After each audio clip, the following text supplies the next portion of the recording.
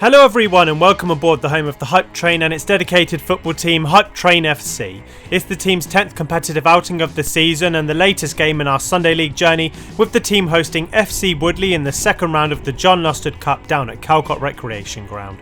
The John Lustard Cup is a cup competition that features teams from Divisions 3 and 4 of the Reading and District Sunday League, with this outing against Woodley a follow-up to the team's recent 8-3 home victory against Core FC in the first round of the competition. Kitted out in our navy blue home strip, we had Robert Austin deputising in goal, with a back four ahead of Austin that consisted of Stuart Stannard, Callum Gibbons, Chris Marshall and Danny Basden. In midfield we had Collins Kempchi and Scott Terry sitting in the middle of the park, with width out wide offered by Paul Hatfield and Danny Setiyuan, whilst up top for the team we had Phil Newport playing off Owen Jones in a central striking position. Among the substitutes benched for the game we had Vincent van Lembergen, the club's captain, leading the line from the side, and he was joined by Gino Izzo, Graham High, Callum Fox-Spence and Jamie Carter. Of kickoff, if you follow the team, don't forget to hit the like button as well as subscribing to the channel for more action from the train, and you can also find out more about the club by visiting our main website hypetrainfc.com and by visiting our parent website over at thehypetrain.co.uk for more from the Hype Train. We start with a Woodley corner from left to right. Woodley have swung in a corner and it's well defended. We eventually clear our lines here with Woodley's players being absolutely trampled on. Collins does a nice little ball and then Phil wins the ball. He plays in Stuart down the left hand side eventually after carrying the ball. Stuart takes one touch in. He delivers a cross but it's cleared away well by their central defenders. It's set piece time for the team in blue and we have Paul Hatfield and Stuart Stannard stood over. Callum Gibbons is telling him where he wants the ball. There's a little bit of a slow build up here as we're taking our time with the set piece. Woodley has stood at the penalty spot in the box. The ball comes in and Danny Setiyuan, the smallest guy on the pitch, delivers a header and it's not too far from the goal. Woodley loved a long throw in the game, and as you're about to see here, their first effort at danger was from a long throw that's parried for a corner. From that resulting corner, the ball is flashed across the penalty area. It's actually defended off the head of our player and out for a corner. And still in play here, we have Stuart on the left hand side taking his sweet time on the ball. He looks infield to Scott Terry, who then juggles away from one of his players. Scott's got a lot of time and he picks out Danny Setiyuan excellently. The little Indonesian's got a lot of time and space and his shot is well saved by the keeper.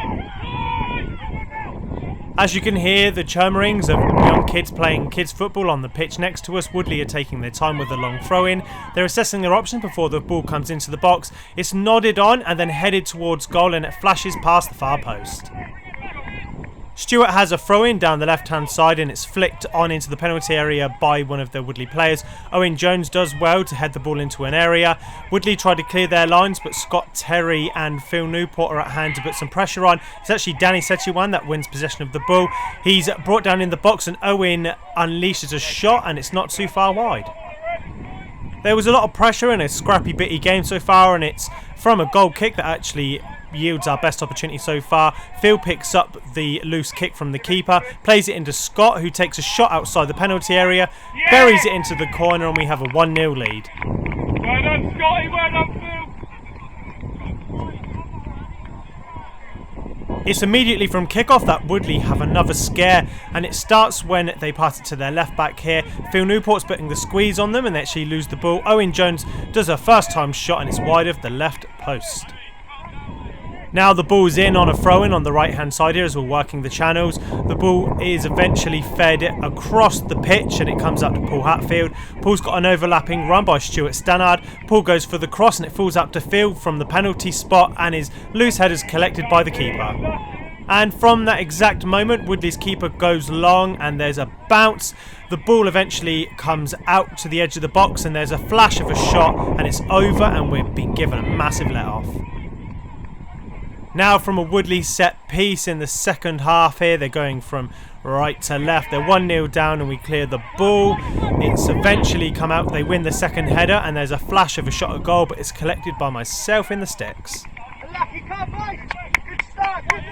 Graham High strides forward with the ball and he's looking infield with a pass. The ball is touched down well and then fed out to the left to Paul Hatfield. Paul strides on and cuts in himself. He tees up Callum Fox for a shot, but the shot isn't on yet. He plays it back to Paul, who then squeezes in across to the back post. Phil Newport's at hand to head on. The keeper saves well and Graham High follows up. He's bundled over in the penalty area, but nothing is given.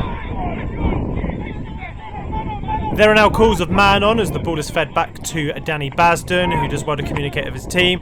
There's a ball that's loose but defended only to the edge of the box. Phil Newport wins the initial header and Owen Jones is on hand to do a follow-up, but the goalkeeper for Woodley saves again. Now it's Woodley's biggest moment of danger in the game as a dead ball goes into the back post. It's nodded on towards goal and saved at point blank range by myself from a couple of yards out. Again, Woodley probed and it's from a set piece here where they fire in a low free kick and it's saved well, and eventually we clear our lines. Down the left hand side there's a nice triangle forming with Paul Hatfield playing in Phil Newport. Phil passes the ball back to Gino Izzo and then to Paul. There's a nice little triangle. Paul has a lot of space now to cross it in. Owen's at hand from 8 yards out and his header's wide of the mark.